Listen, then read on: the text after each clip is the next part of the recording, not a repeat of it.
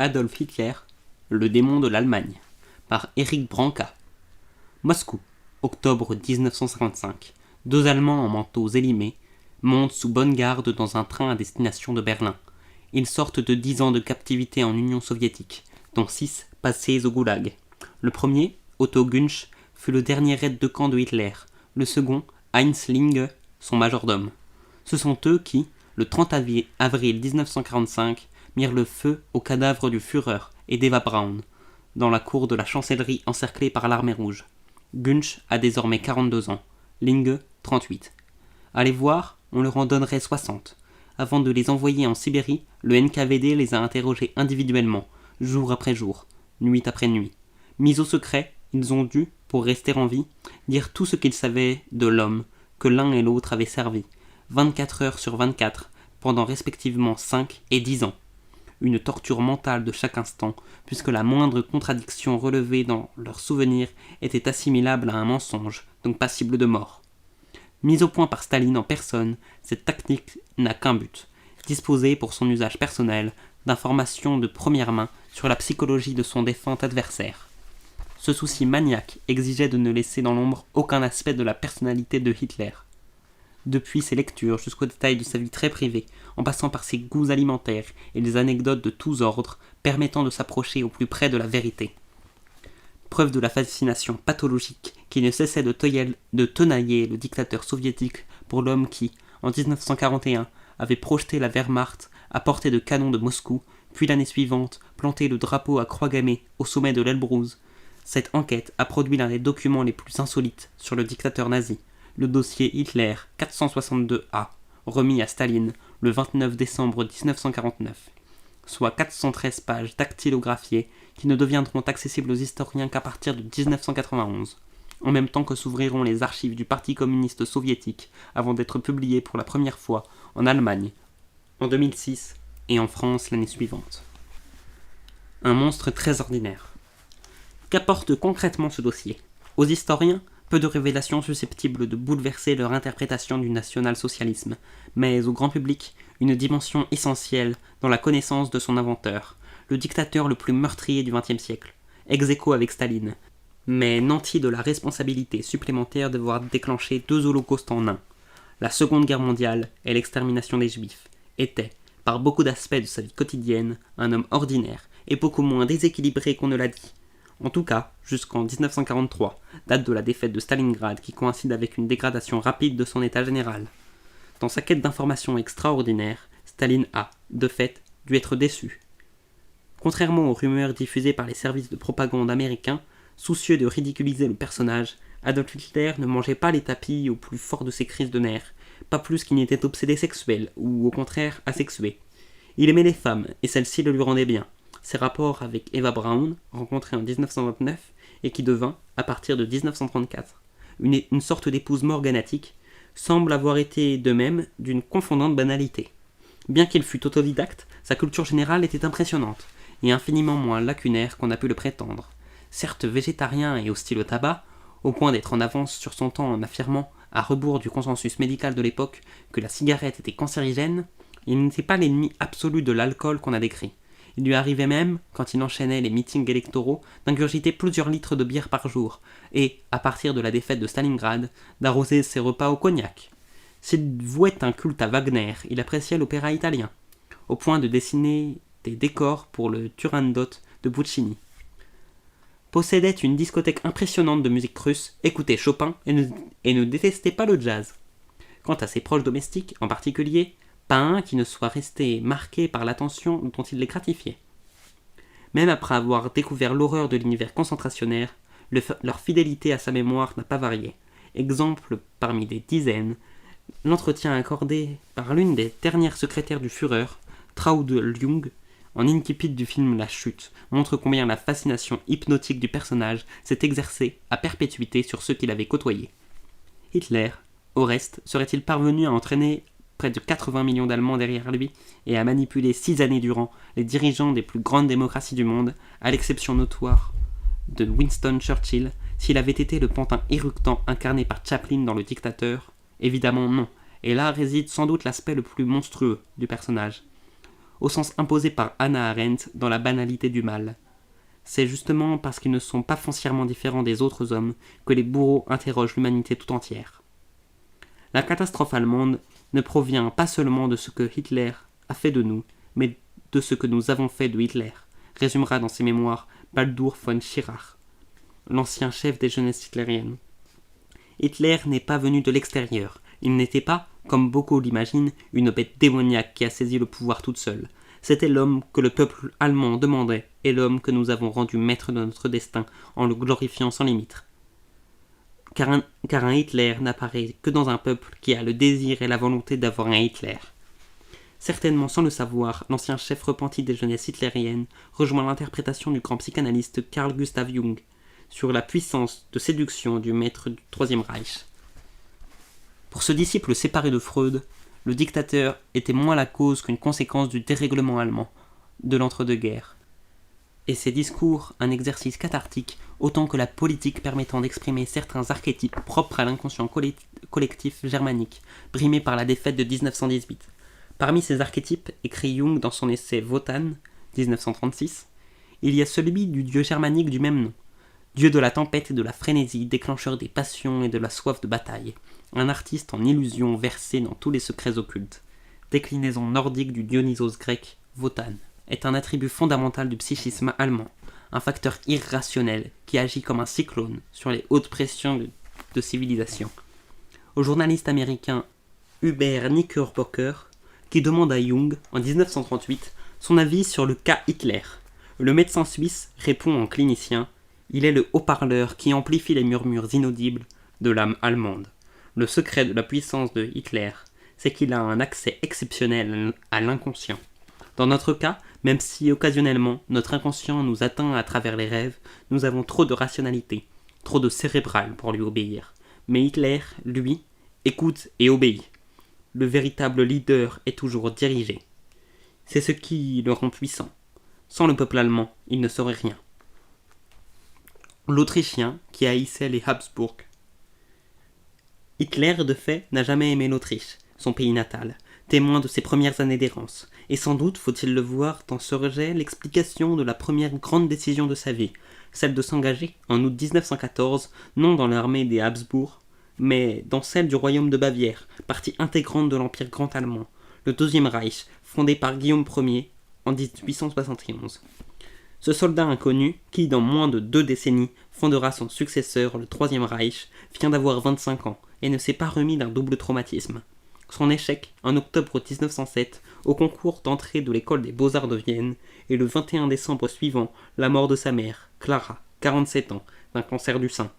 Veuve depuis 1903 d'Alois Hitler, fonctionnaire des douanes autrichiennes, devenu petit propriétaire terrien. Clara a eu de lui 5 enfants, en sus d'Adolphe, 3 autres fils prénommés Gustave, Otto et Edmund, ainsi que 2 filles, Ida et Paula. Seuls Adolphe et Paula, nés en 1896, ne mourront pas en bas âge. Alois s'étant marié 2 fois avant d'épouser la mère de Hitler, Adolphe et Paula seront élevés avec une demi-sœur, Angela, issue du précédent mariage d'Alois et un demi-frère, Alois Junior, que leur père, marié une première fois, avait eu avec celle qui deviendrait sa deuxième épouse. Violent et buveur, l'ancien douanier suscite contre lui l'unanimité de cette fratrie, recomposée qui voue un culte à Clara, dont Adolphe est le préféré.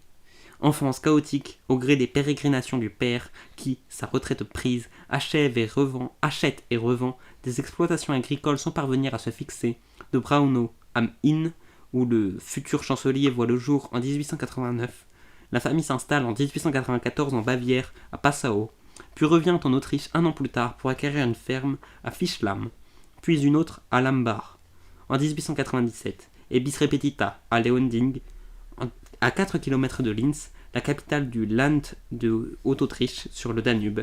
C'est là qu'à 11 ans, en 1900, Adolphe fait son entrée au lycée. De très acceptables, voire excellents résultats s'effondrent. Devenu un cancre, le fils refuse en effet obstinément la voie tracée par le père, la fonction publique. Lui veut devenir artiste, il n'en démordra pas, au point de répéter à ses proches jusqu'aux dernières heures de la Seconde Guerre mondiale que celle-ci gagnée, il se retirera à Florence, la ville d'Europe qu'il place au-dessus de tout pour ouvrir un cabinet d'architecte. À la mort d'Aloïs, Clara envoie Adolphe en pension à Linz. Il n'y restera qu'un an, du printemps 1903 à l'été 1904, soit pendant sa 15e année. 12 mois qui vont tout changer, puisqu'il entre en contact pour la première fois avec l'idéologie pan-germaniste, par l'intermédiaire de son professeur d'histoire, Léopold Putsch. Au jeune Adolphe, Putsch transmet la haine de l'Empire Habsbourg, ensemble multiculturel, accusé de donner tout le pouvoir aux Slaves et d'une manière générale aux non-allemands, et la vénération du Reich Hohenzollern, seul continuateur légitime à ses yeux de l'épopée carolingienne relevée par les Hohenstaufen. Mais à la rentrée de 1904, nouvelle rupture. Clara Hitler envoie son fils à Steyr, à 40 km de Linz. Pour préparer son abitur, son baccalauréat, il ne s'y présentera pas et quittera définitivement l'école à 16 ans, passant dès lors l'essentiel de son temps à lire, à dessiner et à travailler son piano, un demi-queue qui trône fièrement au milieu du minuscule 3 pièces que Clara vient d'acheter à Linz. Désormais, partant d'inaptitude scolaire, elle a fini par épouser les passions de son fils. Il sera l'artiste de la famille. Pour lui, rien n'est trop beau. En 1905, elle l'envoie pour l'été à Vienne, visiter les musées, passer ses soirées à l'opéra. En 1906, c'est décidé. Il passera le concours de l'Académie des Beaux-Arts, mais il ne prépare que sporadiquement. Et, en 1907, il est recalé pour travail insuffisant. Malade depuis le début de l'année, Clara ne connaîtra jamais cet échec, que l'impénétrant, meurtri au plus profond de lui-même, s'est bien gardé de lui avouer. Quand elle s'éteint, quelques jours avant Noël, son fils décide de quitter Linz pour s'installer dans la capitale et tenter une deuxième fois le concours. Nouvel échec, nouvelle raison de détester cette Vienne, gangrénée par le cosmopolitisme et les prémices de l'art abstrait, qu'on préfère à son classicisme pompier teinté de romantisme. Nourrie par la littérature antisémite qui fleurit dans la métropole autrichienne, la haine des juifs progresse désormais à grands pas dans l'esprit du jeune homme. Commencent alors 7 années d'errance qui le verront passer du statut de semi-dandy dépensant sans travailler le maigre héritage de sa mère à celui de quasi-clochard, contraint de vendre ses œuvres à la criée et de dormir à l'asile de nuit après avoir servi comme porteur de bagages à la gare de Vienne. Mais en 1913, bref retour de fortune, une part de l'héritage paternel lui revient qui lui permet de s'installer à Munich pour y préparer le concours de l'Académie des Beaux-Arts. Il n'aura pas le loisir de s'y présenter. Le 2 août 1914, l'Allemagne entre en guerre contre la France et Hitler, qui se fait passer pour apatride afin de ne pas servir les Habsbourg, est incorporé comme volontaire dans le 2e régiment d'infanterie de l'armée bavaroise.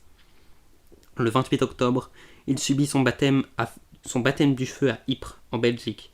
3 jours plus tard, le régiment qui comptait 3600 hommes n'en aligne plus que 600 en état de se battre. Sain et sauf, malgré son exposition au feu, Hitler est fait Gefreiter, puis récompensé de la Croix de Fer de 2e classe. Il recevra celle de 1re classe en 1918, non sans avoir été blessé en 1916, puis gravement intoxiqué à l'hypérite quelques jours avant l'armistice. Quand survient la nouvelle, l'Autrichien commence seulement à recouvrer la vue qu'il avait perdue. À l'annonce de la trahison de novembre, il redevient aveugle, puis revoit. Sa psyché prend-elle ce jour-là définitivement le contrôle de son logos ? À la journaliste américaine Anne McCormick, il expliquera 15 ans plus tard dans le New York Times « Je ne voyais plus, et soudain j'ai vu. Cette vision retrouvée, ce fut aussi mon inspiration. » L'éveil du démon.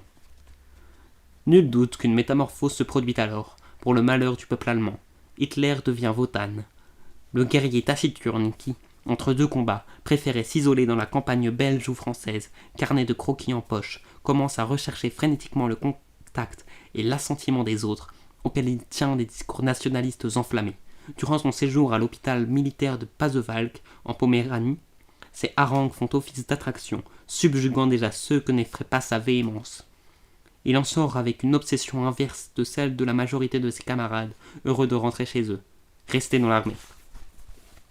Ce fanatisme naissant va alors en rencontrer un autre, celui du corps des officiers de l'ancienne Deutsches Heer, hanté par le danger de prise en main de l'armée par les bolcheviks, comme ce fut le cas lors de la révolution russe de l'année précédente.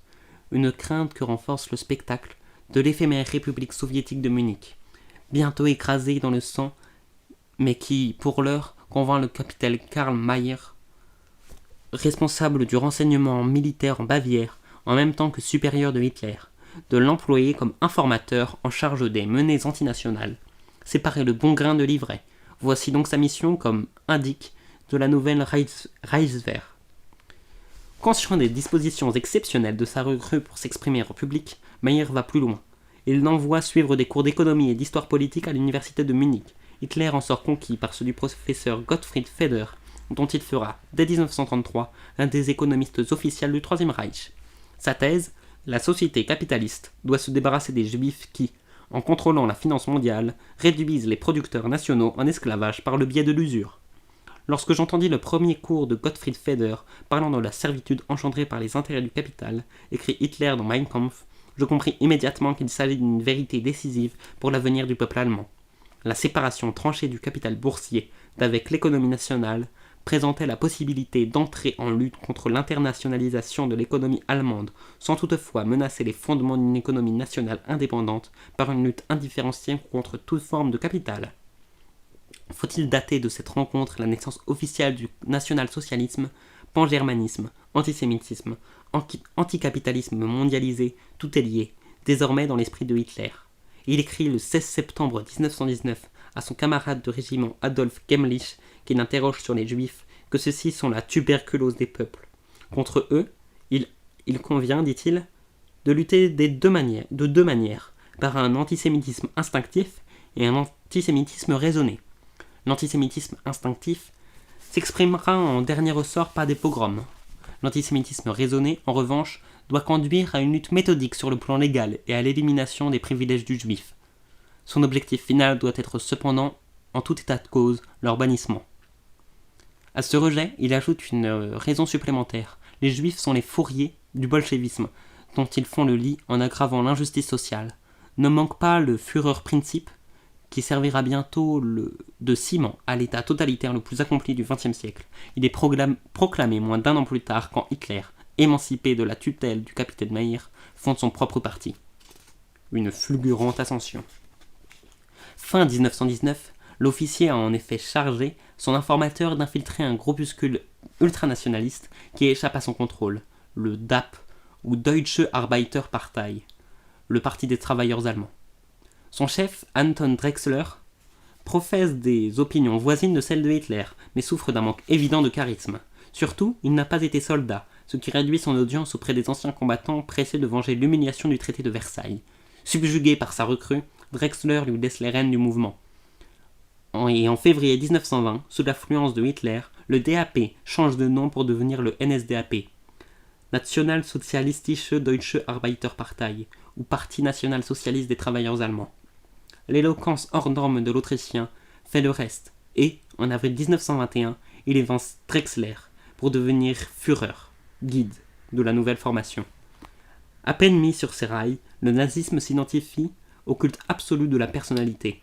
C'est maintenant par centaines et bientôt par milliers que le public bavarois se presse à ses réunions.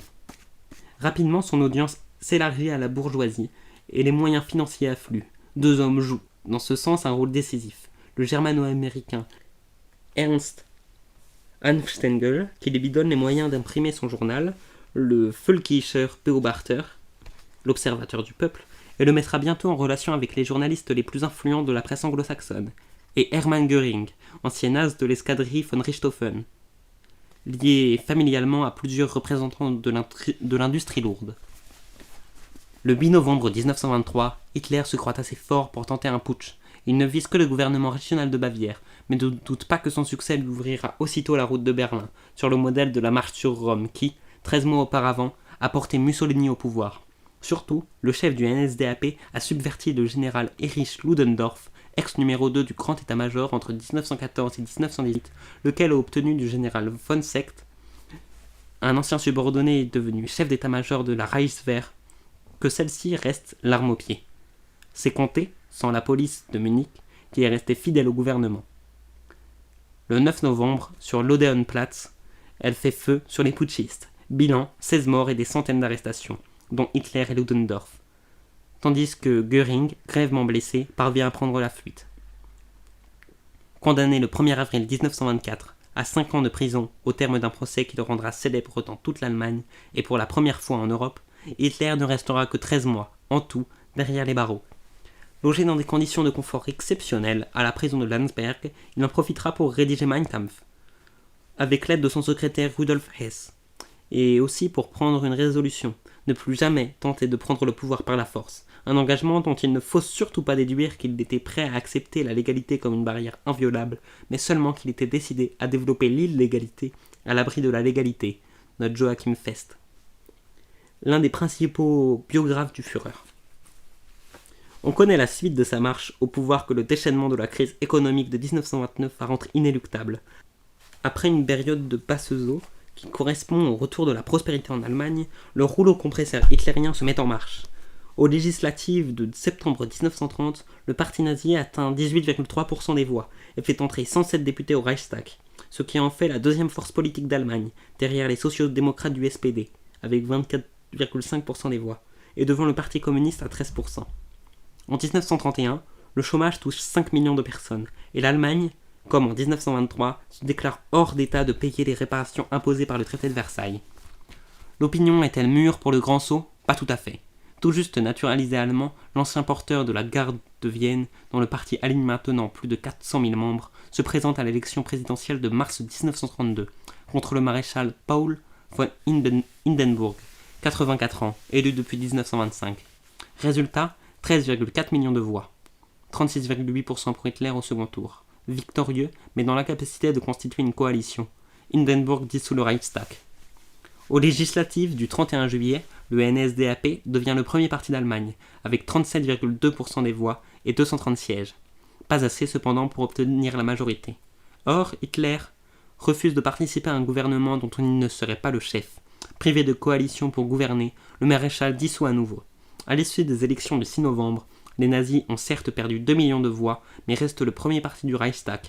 Le 3 décembre 1932, Hindenburg appelle le général Kurt von Schleicher à la chancellerie. Mais cet ultime replâtrage échoue comme tous les autres, car pour sortir de l'impasse, Schleicher a réclamé les pleins pouvoirs que lui refuse le président. Le 28 janvier 1933, il lui présente donc sa démission. Et le 30 janvier, Hitler, 43 ans, devient chef du gouvernement. Le soir, les sections d'assaut défilent au flambeau sous les fenêtres de la chancellerie. Le Troisième Reich est né.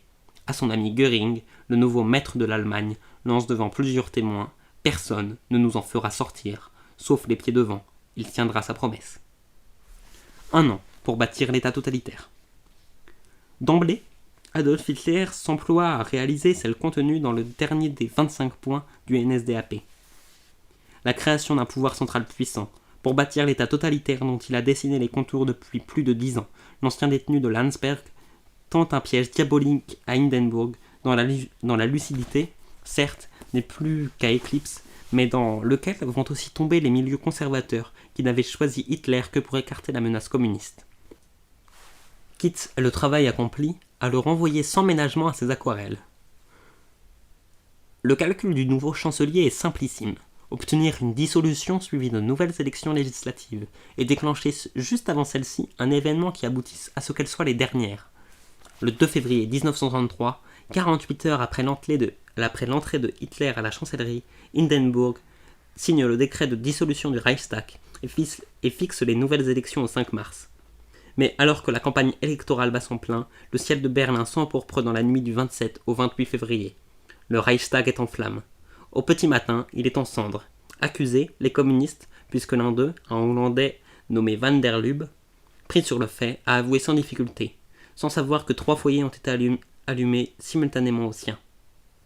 Le soir même, le piège se referme. Hitler fait signer au président de la République le Reichstagsbrandverordnung, littéralement décret de l'incendie du Reichstag, pris en vertu de l'article 48 de la Constitution de Weimar, qui autorise le chef de l'État à prendre toutes les mesures nécessaires au rétablissement de l'ordre public.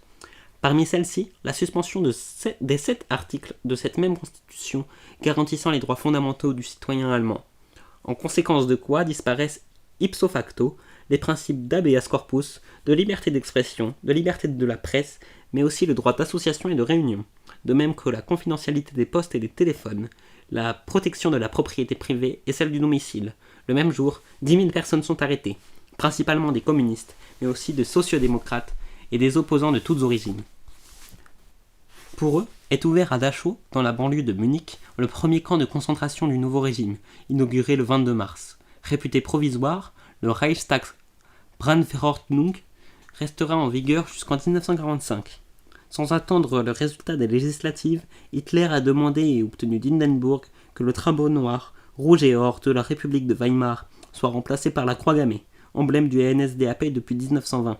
Le 5 mars, les élections donnent à ce dernier 44% des voix et 288 sièges, et à ses alliés de la droite et du centre la majorité du Reichstag. Mais pas celle de 2/3 qui lui permettrait, arithmétiquement, d'obtenir les pleins pouvoirs et d'abolir la République. L'intimidation fera le reste, pendant que les chemises brunes encerclent l'opéra Kroll où, faute d'hémicycle disponible, s'est réuni le nouveau Reichstag. Les députés se soumettent en se démettant le 23 mars 1933 par 441 voix contre 84, celles des communistes, et 122 abstentions. Adolf Hitler obtient les pleins pouvoirs en vertu d'une loi d'habilitation dite Zur Behebung der Not von Volk und Reich, littéralement pour l'élimination de la misère du peuple et du Reich. Un blanc-seing absolu, 3 fois renouvelé en 1937, 1941, puis en 1943, permettent au chancelier de se passer du Reichstag, ravalé au rang de la chambre d'enregistrement. La constitution de Weimar abolie, aucune force légalement constituée ne s'oppose à la Gleichhaltung, mise au pas, voulue par Hitler, or celle toute théorique du président Hindenburg, dont la santé se dégrade chaque jour. Le 31 mars, la structure fédérale de l'État allemand s'efface au profit d'une réorganisation hyper-centralisée, transposant au niveau des Länder les principes de la loi des pleins pouvoirs. Et, le 7 avril, un décret sur la restauration de la fonction publique permet au gouvernement de radier les fonctionnaires juifs ou réputés hostiles au régime. Le 2 mai 1933, enfin, les syndicats sont placés devant l'alternative d'être dissous ou de s'incorporer au Front allemand du travail, Deutsche Arbeitsfront, ou DAF, qui se substitue à eux, mais aussi aux organisations patronales, aux grandes dames des industriels qui avaient soutenu Hitler. Dirigé par l'ingénieur chimiste Robert Ley, orateur apprécié de Hitler, qui fermait les yeux sur son alcoolisme et son penchant pour la prévarication, le DAF est au cœur de la prise en main du corps social par la dictature nationale socialiste. Elle illustre le principe de Volksgemeinschaft, communauté populaire, destinée à assurer le progrès social, en éliminant les causes de la lutte des classes.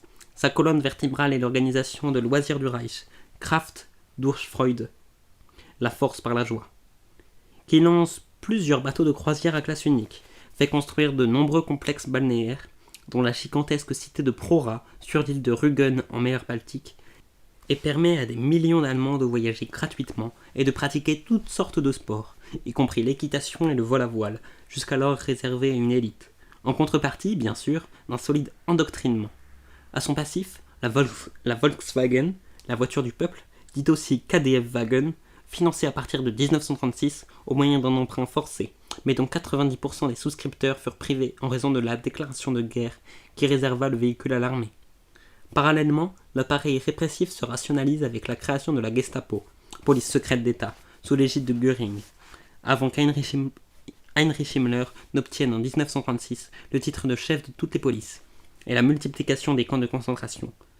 Le 14 juillet 1933, l'édifice est parachevé par la constitution du NSDAP comme parti unique, pendant à l'intégration de toutes les organisations de jeunesse existantes dans la jeunesse hitlérienne et dans des mouvements paramilitaires issus de la République de Weimar dans la SS ou les SA. Né en 1925 comme simple section de protection, Schutzstaffel du Führer, la première confiée à Himmler dès 1929, va rapidement devenir un État dans l'État, doté de ses propres services de police et de renseignement, et, à partir de 1939, d'un corps d'élite militaire, la Waffen-SS, qui se battra sur tous les fronts, non sans s'arroger un rôle déterminant dans la formation idéologique des Allemands et la mise en œuvre de la politique raciale voulue par Hitler, au terme des lois de Nuremberg de 1925. Quant aux SA, pour Sturmabteilungen, ou section d'assaut, fortes de 200 000 hommes en 1933 et sans lesquels Hitler n'aurait jamais tenu la rue face aux communistes, leur rôle va brusquement décliner après la nuit des longs couteaux du 30 juin 1934, qui voit le Führer se débarrasser brutalement de leur chef, Ernst Röhm, l'un de ses camarades de la première heure, accusé de préparer un complot pour le renverser. La réalité est sans doute plus complexe. Partisan de la révolution permanente, Röhm mettait depuis longtemps Hitler en garde contre l'embourgeoisement du parti. Son prestige auprès de ses adhérents les plus populaires, ceux venus, notamment, des rangs communistes, commençait en outre à inquiéter l'armée, dont le soutien était vital au nouveau régime. Mais, en éliminant ce gêneur, Hitler ne pense pas seulement alors à sa respectabilité et compris international. Il donne aussi quitus à Himmler et aux partisans du racisme biologique que combattait Röhm depuis l'origine. Ce tournant politique essentiel dont les implications ultérieures sautent aux yeux fut totalement ignoré à l'époque, de même qu'un autre aspect non moins capital de la nuit des longs couteaux, la décapitation de la droite allemande conservatrice incarnée par l'ex-chancelier Schleicher, assassiné dans la nuit du 30 juin, en même temps que plusieurs chefs de file du courant catholique. Un détail que les milieux économiques passent alors par perte et profit, trop heureux de voir le nouvel homme fort éliminer ce qui restait de son aile gauche. À l'ombre du Führerprinzip. Pour que sa dictature soit complète, il manque encore un détail, la disparition du président Hindenburg. C'est chose faite, le 2 août 1934. Le jour même, le Reichstag vote la fusion des deux fonctions de président et de chef de gouvernement. Hitler devient officiellement Führer et chancelier, titre matérialisant son pouvoir absolu, que les Allemands plébiscitent. Le 19 août, par 89,9% des voix, mais il fait bien plus. À chaque officier, à chaque soldat de l'armée allemande dont il prend personnellement le commandement, il fait prêter un serment de fidélité, non plus seulement à la patrie, mais à lui-même. Devant Dieu, je jure solennellement d'obéir en toutes choses au Führer du Reich et du peuple allemand, Adolf Hitler, commandant suprême de la Wehrmacht. En soldat courageux, je serai prêt à tout moment à donner ma vie pour respecter ce serment. À la devise de l'ancien régime impérial, ein Volk, ein Reich, ein Gott, un peuple, un empire, un dieu, est substitué ein Volk, ein Reich, ein Führer. Axe structurant du régime, le Führerprinzip s'étend par délégation à toutes ses composantes, de sorte que la société tout entière, selon le mot de Jan Kershaw, une communauté charismatique, organisée moins comme une pyramide que comme un système satellitaire. Au centre de la galaxie, Adolf Hitler laisse les échelons inférieurs fonctionner en relative autonomie, à condition qu'ils contribuent à diffuser son autorité. Faute de quoi, la foudre tombe. Le général von Fritsch et le Feldmarschall von Blomberg, respectivement commandant en chef de l'armée de terre et ministre de la guerre, en feront l'amère expérience en 1938 pour n'avoir pas soutenu avec suffisamment de zèle l'annonce faite par Hitler que l'ère des conquêtes pacifiques s'achevait et que la vraie guerre ne tarderait pas. Contrairement au fascisme italien authentique, Statolatri, Marcel Prelot, ne souffrant aucune exception à la verticalité. Il n'existe qu'un duce, comme il n'existe en Espagne qu'un caudillo. L'hitlérisme fait cohabiter la terreur politique, dont la violence implacable dépasse infiniment la brutalité du régime mussolinien ou la cruauté du régime franquiste. Avec une confiance limitée, mais réelle, dans l'autodiscipline des servants du culte, cette autonomie très relative la différencie aussi fondamentalement du régime stalinien. Si dans l'Allemagne de Hitler, comme en Russie soviétique, le parti contrôle tout, l'habileté des nazis est de ne pas généraliser les interdictions. Assuré de l'efficacité de l'énorme machine de propagande confiée à Joseph Goebbels, Hitler, par exemple, encourage la photo et le cinéma amateur, dont il veut faire grâce aux pellicules Agfacolor et aux caméras 8 mm, relativement bon marché, un instrument de promotion du régime. Aujourd'hui encore, ce calcul a laissé des traces, pour des centaines de documentaires réalisés à partir des collections privées rescapées du Troisième Reich, combien illustre l'histoire de l'URSS par des scènes de la vie quotidienne immortalisées par des citoyens soviétiques? Aucun, puisqu'il était strictement interdit de photographier et de filmer dans les rues, et qu'en outre l'équipement pour le faire manquait au plus grand nombre. En fixant sur des kilomètres de pellicules en couleur l'intimité du dictateur, Eva Braun, qui, elle, disposait d'une caméra 16 mm semi-professionnelle, n'échappait pas à cette passion hitlérienne pour le cinéma et la photographie, à ceci près que, dans le cas du Führer, ce témoignage était destiné à rester secret. Marié avec l'Allemagne, comme il aimait à le dire, et comme le suggérait la propagande, Hitler était censé lui consacrer tout son temps et ignorer jusqu'au mot de loisir. Le Führer a institué les vacances pour le peuple, pas pour lui. La formule revient régulièrement dans les actualités filmées vantant les réalisations sociales du régime. Qu'auraient pensé ceux qui le regardaient s'ils avaient su que ce même Führer passait l'essentiel de sa vie en vacances, fuyant les obligations officielles, sauf les rassemblements géants qu'il affectionnait, tels le congrès du parti, à Nuremberg, chaque deuxième semaine de septembre jusqu'en 1938. Hitler, qui semblait ignorer la fatigue lors des campagnes électorales, au point de tenir jusqu'à 5 réunions publiques par jour, aux 4 coins de l'Allemagne, fut, à partir de 1933, un dictateur paresseux, selon Jan Kershaw. Lui qui dévore les livres pour son plaisir n'aime pas les rapports écrits. Il réunit ses collaborateurs, mais très rarement ses ministres, quand il veut et où il veut, mais sans jamais d'autre raison que sa convenance personnelle. Il faut lire le récit d'une journée de Hitler reconstitué par Claude Quettel pour comprendre combien il a adapté sa vie publique aux habitudes de bohème qui étaient les siennes depuis les années 1910, et non l'inverse. Ni même aux tournants les plus critiques de la guerre. Il réunissait ses généraux à minuit. Ce n'était pas pour agir au plus près de la situation, mais parce que sa journée commençait à midi et se trouvait incroyablement décalée par rapport au rythme de la plupart des hommes d'État, souvent actifs dès l'aube.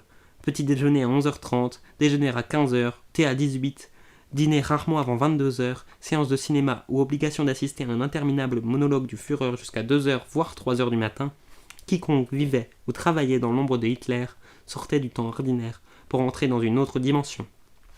Une anecdote résume tout. Quand le 6 juin 1944, l'état-major de la Wehrmacht a confirmation à 5h30 du débarquement allié en Normandie, le Führer s'est couché 1 heure plus tôt. On attend donc 10h du matin pour le réveiller, et encore parce que le maréchal Keitel a insisté. À cette date, le Führer n'est plus que l'ombre de lui-même, comme on peut le constater sur les films d'Eva Braun, qui le montrent pour la dernière fois. Au début de juillet 1944, sur la terrasse du Berghof, il n'a que 55 ans, mais voûté, la moustache blanchie, c'est déjà un vieillard que la lumière importune et qui peine à dissimuler le tremblement de sa main gauche et une démarche traînante qui évoque un début de maladie de Parkinson. Toutes choses qui s'accéléreront après l'attentat du 20 juillet 1944, d'où il sortira indemne, mais pour plonger dans une profonde dépression nerveuse. Celle-ci ne sera soignée entre guillemets que grâce aux amphétamines prescrites par son médecin personnel, le docteur Morel, un charlatan notoire qu'Himmler soupçonnait de vouloir empoisonner le Führer, mais que même lui ne parvint pas à éloigner, tant son patient était devenu addict à ses traitements. Une dictature polycratique. De même que dans la personnalité de Hitler, l'exaltation et l'hyperactivité alternent avec de longues périodes d'inertie et de dilettantisme qui frappent son entourage, de même l'organisation de l'État hitlérien déconcerte les historiens par sa structure à la fois totalitaire et anarchique. Polycratique, dit même l'historien Martin Brossat. D'où le débat sans doute jamais résolu entre fonctionnalistes et intentionnalistes. Les premiers plaidant derrière Brossat et Hans Mommsen, petit-fils de Théodore, célèbre historien allemand de l'Antiquité romaine, en faveur d'une radicalisation croissante de Hitler et de son régime, sous l'effet des circonstances lesquelles conduiront mécaniquement à la guerre totale et à la Shoah. Les seconds, derrière Raoul Hilberg et Lucie Davidovitch, estimant que l'extermination des Juifs était voulue et portée par Hitler depuis l'aube de son engagement politique. L'un des derniers biographes du Führer, Jan Kerschau, coupe quant à lui la poire en deux. L'interprétation fonctionnaliste vaut pleinement pour la politique intérieure, tandis qu'en politique étrangère, c'est l'intentionnalisme qui prévaut. Polycratique, la dictature hitlérienne l'est assurément dans son fonctionnement. Chaque membre du triumvirat, qui selon Hitler, à savoir Göring, Himmler et Goebbels, dispose de sa sphère d'intervention, subdivisée en d'innombrables prés carrés, dont le périmètre évolue selon l'influence des différents bonzes du parti. Parmi eux, les 32 Gauleiter, gouverneurs, qui conservent jusqu'en 1945 un accès direct au Führer, selon un rituel quasi féodal d'appel à l'autorité suprême contre les pouvoirs intermédiaires. Jusqu'à la bataille d'Angleterre de l'été 1940, fatale en son prestige, c'est Göring, par ailleurs successeur désigné du Führer, qui dispose incontestablement du pouvoir de décision le plus élevé, responsable en chef du plan de 4 ans qui, à partir de 1936, assure le réarmement de l'Allemagne. Le Reichsmarschall en profite pour prendre personnellement le contrôle de 228 sites sidérurgiques dont l'importance économique n'a d'égal que les profits illicites qu'ils lui procurent. Sans parler des revenus qu'il tire personnellement de la confiscation des biens juifs, devenus systématiques après les pogroms de la Nuit de Cristal de novembre 1938. Avec l'occupation du continent qui atteint son point culminant de l'été 1942 à l'été 1943, c'est Himmler qui devient l'homme le plus puissant du moment. Non seulement parce qu'il est le maître absolu de l'univers concentrationnaire qui garantit l'ordre intérieur de la forteresse d'Europe, mais aussi parce qu'il mobilise ses millions de prisonniers, transformés en esclaves, au profit de l'industrie de guerre allemande. Ceux-ci, encadrés par la SS, joueront un rôle essentiel dans la production d'essence et de caoutchouc synthétique, mais aussi dans l'assemblage des armes secrètes des derniers mois de la guerre, les fusées V2 en particulier. Quant à Goebbels, qui déteste cordialement et Göring et Himmler, Son rôle de metteur en scène de la propagande deviendra essentiel quand il s'agira de soutenir le moral de l'arrière à partir des premières défaites et des bombardements massifs qui, dès 1943, s'abattront sur les villes allemandes. C'est lui, notamment, qui convaincra Hitler d'éviter jusqu'à l'extrême limite du possible de rationner la population. Quitte à accroître le pillage des territoires occupés et à affamer leurs habitants, spécialement en Pologne et en Russie. Pourvu que son autorité en sorte renforcée, Hitler laisse volontiers les trois hommes et leurs fidèles s'affronter, n'hésitant pas, le cas échéant, à les monter les uns contre les autres, comme l'attestent ses propos de table, recueillis religieusement par Bormann. On chercherait en vain cependant la moindre influence de ce trio, et même du falot ministre des Affaires étrangères, Joachim von Ribbentrop, dans la conduite de la politique extérieure, scientifiquement menée à partir de 1933, selon les préceptes édictés dans Mein Kampf. Révision, d'abord pacifique, des frontières héritées du traité de Versailles, recherche acharnée d'une entente avec l'Angleterre pour établir son hégémonie sur le continent, au détriment de la France, conquête enfin d'un Lebensraum, espace vital à l'Est. De ce point de vue, la thèse intentionnaliste est difficilement contestable, d'autant que la poursuite d'un plan n'exclut pas l'improvisation, et même en raison de son caractère exorbitant, la fuite en avant, devenue rapidement une course à l'abîme, après les batailles de Stalingrad, puis de Koursk en 1943, qui signe la défaite à l'Est, quand, terré dans le bunker de la chancellerie en ruine, Hitler, un mois avant son suicide, se fait apporter la maquette du plus grand musée du monde qu'il a dessiné, conçu et entend bien faire construire à Linz une fois la paix revenue. Il illustre parfaitement la formule de Martin Brossat, hors d'état de remplir seul le vide institutionnel qu'il avait délibérément créé, il ne pouvait que détruire son œuvre politique en remettant immédiatement en jeu tous ses acquis dans une course folle à la recherche d'un objectif imaginaire dont même les contours n'étaient pas établis. À la fois coupé de la réalité, mais influent sur elle, au point d'entraîner le peuple allemand dans sa chute et de rester jusqu'à son dernier souffle, indiscuté, inflexible, impitoyable, comme il l'avait été dans les jours les plus excitants, selon Charles de Gaulle, Hitler s'offre le luxe, avant de mourir, de mettre en scène sa propre disparition. Son œuvre de destruction accomplie, Wotan peut rentrer sous terre. Ce soir, vous allez pleurer, dit-il dans un étrange sourire aux derniers occupants du bunker. Le 29 avril 1945, avant de leur annoncer une coupe de champagne à la main, qu'il s'apprête à épouser Eva Braun, et que tous les deux, ils se suicideront le lendemain. Ce qu'il fait, le 30, vers 15h30, au terme d'un déjeuner d'adieu, préparé par sa fidèle cuisinière autrichienne, Constance Manziarli. Il fut le seul, ce jour-là, à manger de bon appétit.